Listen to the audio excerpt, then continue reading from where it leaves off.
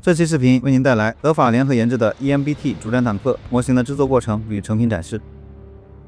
欧洲增强型主战坦克 EMBT 由德国 KMW 公司和法国 Nexter 公司联合成立的新公司 KNDS 研制。2018年的欧洲防务展上发布了豹二车体加勒克雷尔炮塔的第一代 EMBT。2022年欧洲防务展上发布了第二代 EMBT， 这代改进了豹二的车体，动力装置为1500马力的 MTU883EPP 柴油发动机，最高时速65公里每小时。换装了全新的炮塔，安装了自动装弹机、4雷达接收器的战利品主动防御系统。主炮为莱茵金属的120毫米 L52滑膛炮，辅助武器为 12.7 毫米同轴机枪，炮塔左前方周视仪 7.62 毫米机枪和炮塔右后方 AX30 遥控武器站。2024年欧洲防务展上发布了第三代 EMBT ATT140，最明显特征是再次换装全新的炮塔，并配备了法国的 Ascalon 新一代140毫米主炮，可在不更换炮塔的情况下，半小时内更换炮管，切换120毫米或140毫米主炮。这次制作的是第二代 EMBT， 使用的板件是 AH 的 35A066，AH 的这款板件是新出的，配置还算丰富，活动悬挂、活动履带，还有 3D 打印的武器站部分零件。蚀刻片只给出了必要的车体前部散热器防爆网和发动机防爆网，对新手摩友非常友好。除了活动履带工作量较大外，板件分件简单，制作流畅，打印件的细节也非常好。喜欢这个题材的小伙伴可以无脑入手。开始速组，先从车体做起，底盘是非一体式分件开模的，两侧与底板的组合度非常好，严丝合缝。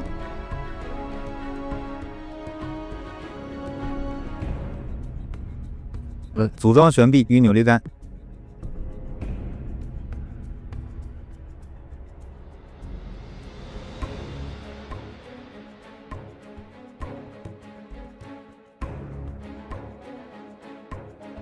将组装好的悬臂扭力杆插入车体对应位置，点胶固定。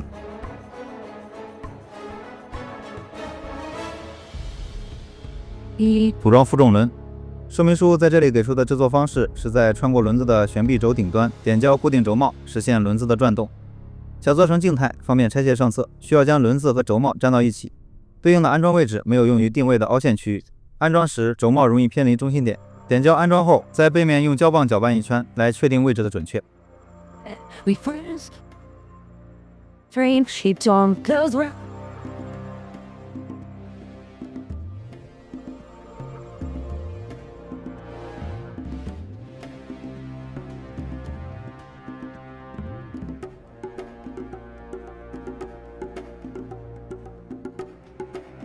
用苹果钳子夹紧悬臂轴，让轴杆轻微变形。这样在插入负重轮时就不会因为轴太细导致轮子掉出来。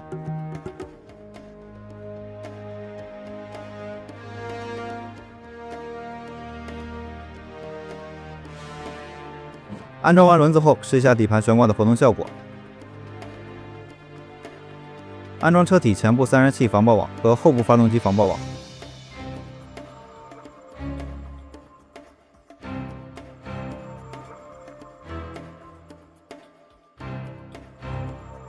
安装车体尾板，尾板的集成度很高，挡泥板之类的小零件都一体开出，这点非常好。但相比底盘两侧的零件，尾板与底盘的组合度要差一些。安装底盘与车体上盖，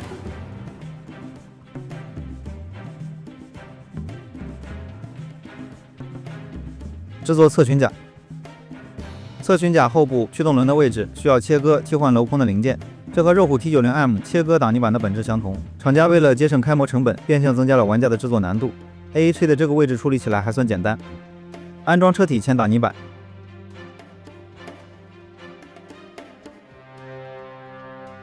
分段安装侧裙甲。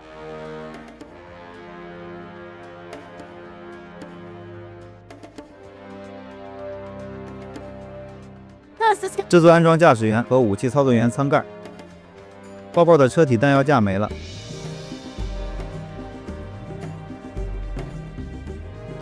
安装侧裙甲前部上方的摄像头传感器，这个零件没有定位点。说明书里的安装指示也很模糊，需要参考涂装指示里的测试图确定安装位置。安装后视镜。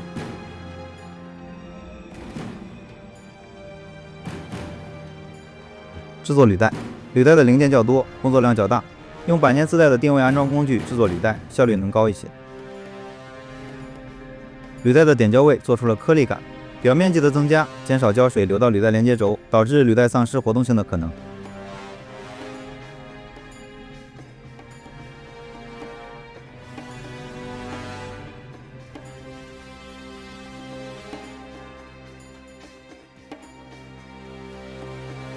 将制作好的履带安装到车体上。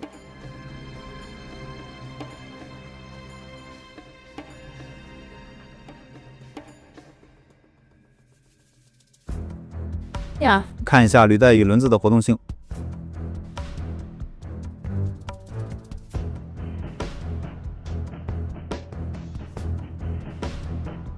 制作炮塔，先制作炮管，炮管根部、防水布、炮管都是一体开模，非常不错。安装炮塔底板上主动防御系统的雷达、炮警装置、烟雾弹等小零件。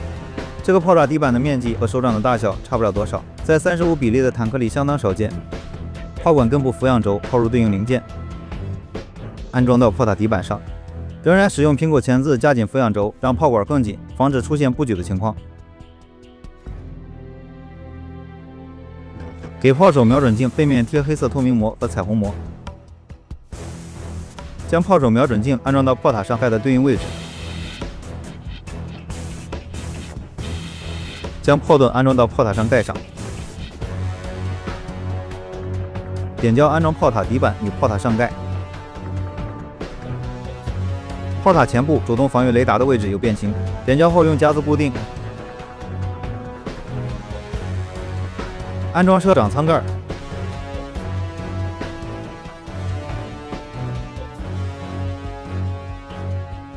安装炮塔主体的侧面，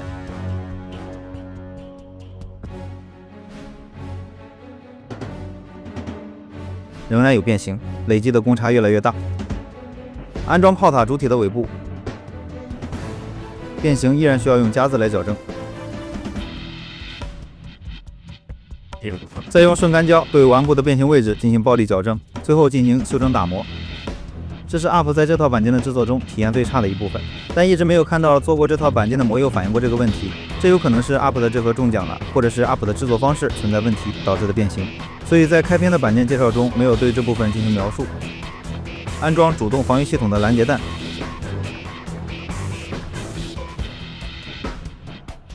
安装炮手舱盖，安装周适宜的底座。安装炮塔后部顶盖，安装类似横风传感器的零件，给武器站的官标背面贴黑色透明膜和彩虹膜，制作炮塔后部的武器站，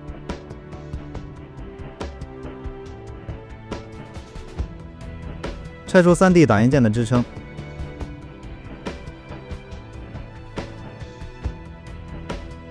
这套打印件包含周适宜的外壳体、2种角度的武器站机枪弹链和武器站的弹药箱，继续武器站的制作。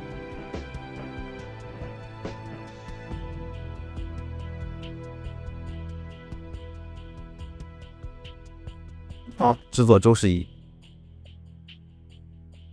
安装壳体上的机枪，夹组壳体和内部官瞄系统严丝合缝，将武器站和周适宜安装到炮塔上。炮塔安装到车体上，为模型制作了一个小地台，用记号笔沿着地台边缘在封边胶板上画线，取出地台，用超声波刀沿着画线切割胶板。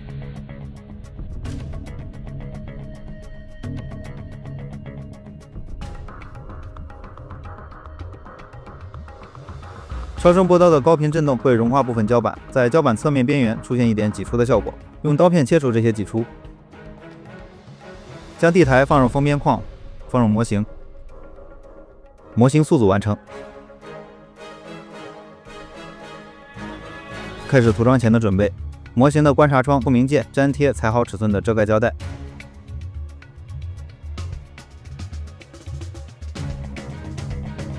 前车灯、尾灯透明件内部笔涂对应颜色。遮盖液笔涂前车灯内外需要遮盖的位置。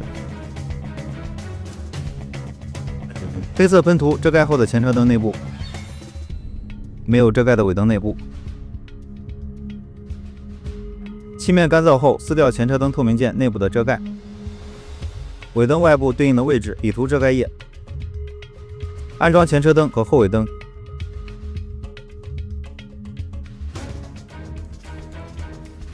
开始喷涂，参考实车图，选择单色橄榄绿作为这台模型的涂装样式，全车喷涂黑色水补土。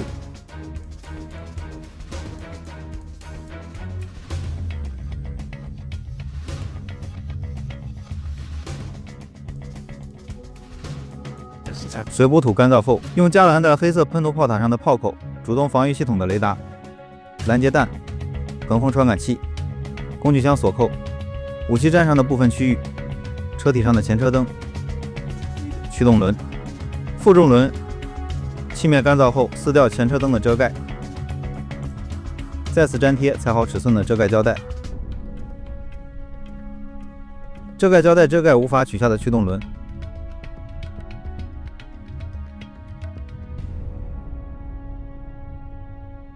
炮塔上的分色位置，工具箱锁扣用遮盖液遮盖。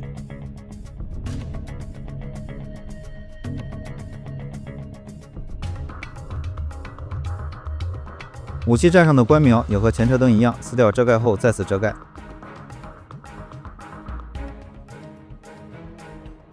遮盖完成后，用橄榄绿喷涂全车作为模型的底色。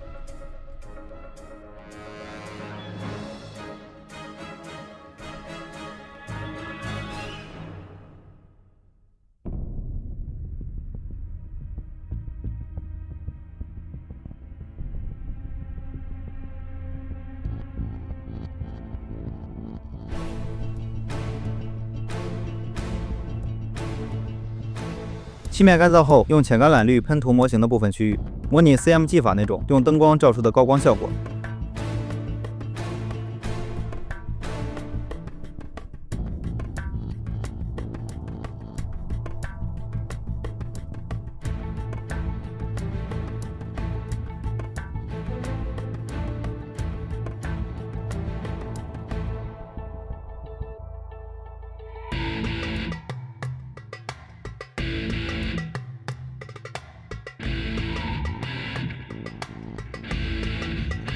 漆面干燥后，撕掉遮盖胶带。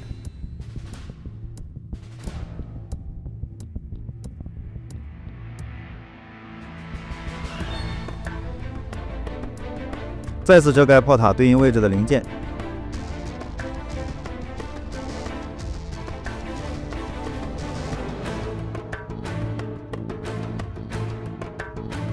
喷涂加蓝的黑色。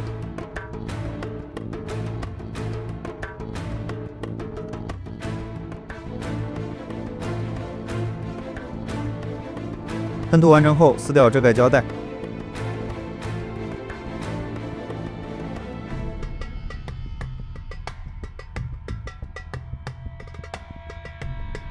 周视仪还需要遮盖后再次喷涂橄榄绿，反复遮盖喷涂，工作量还是很大的。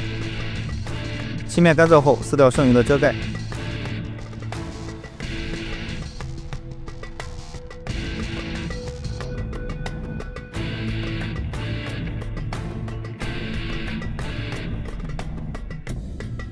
对应颜色比图模型的分色部分。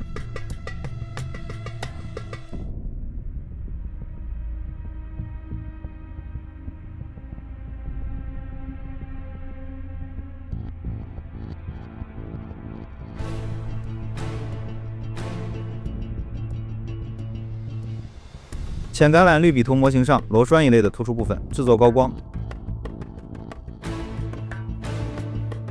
开始旧化。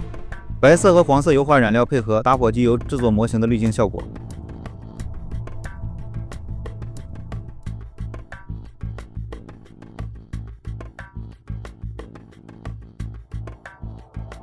But you know all the words they say that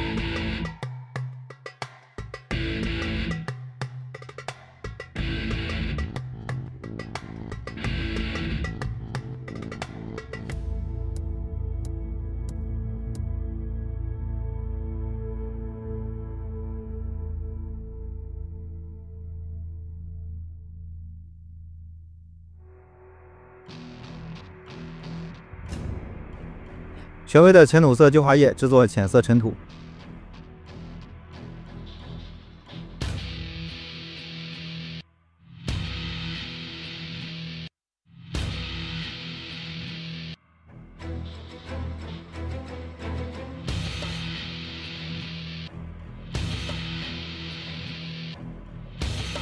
深土色旧花叶制作车身上的深色尘土。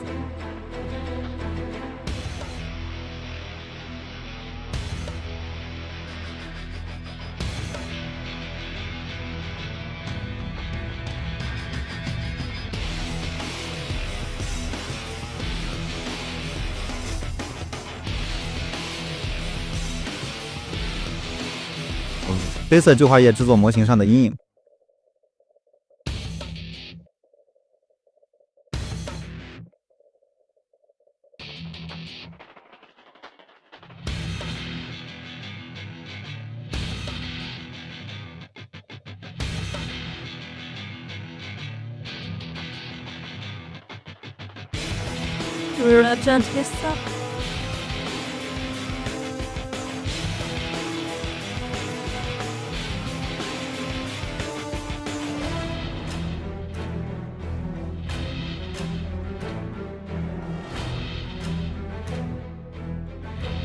浓度较高的浅土色旧花叶涂抹轮子、履带和底盘，制作尘土效果。深土色旧花叶继续涂抹，制作尘土的深色部分。旧花叶干燥后安装轮子、履带。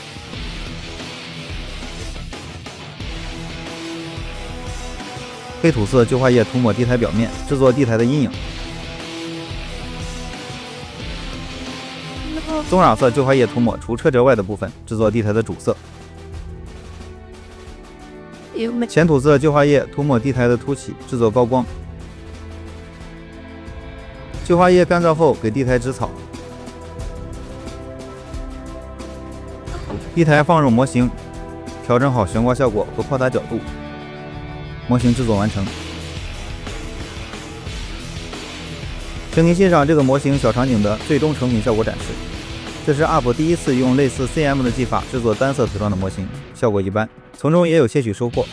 如何让这种技法在加强颜色对比的情况下更自然地表现出来，是 UP 以后制作的方向。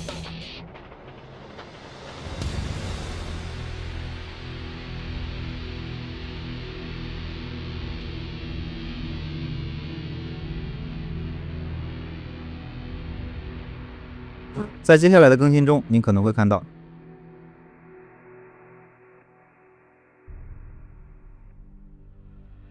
这就是本期视频的全部内容了，感谢您的观看，让我们下期见。